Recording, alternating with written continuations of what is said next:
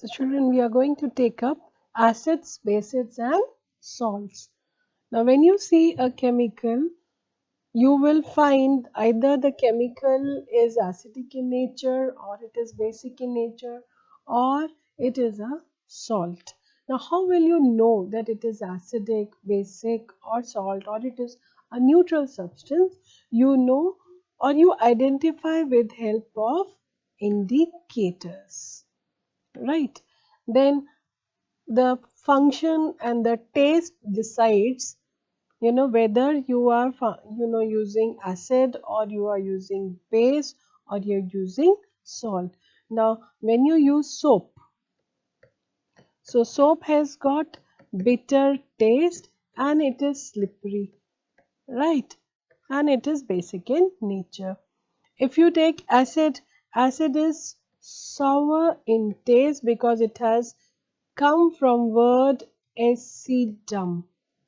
Acidum is a Latin word which means sour.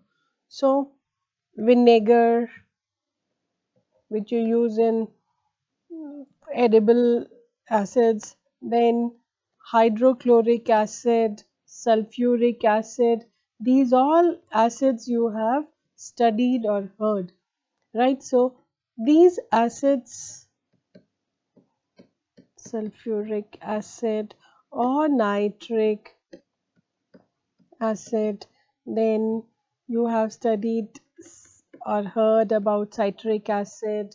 So like the acid which is found in lemon, acid which is found in grapes, then there are large number of acids which are found in your food items. So children, all the chemicals are classified in the terms of acids, bases and salts, and with their nature, with their chemical properties, with their physical properties, we classify and study them. So first we are going to take up acids, right?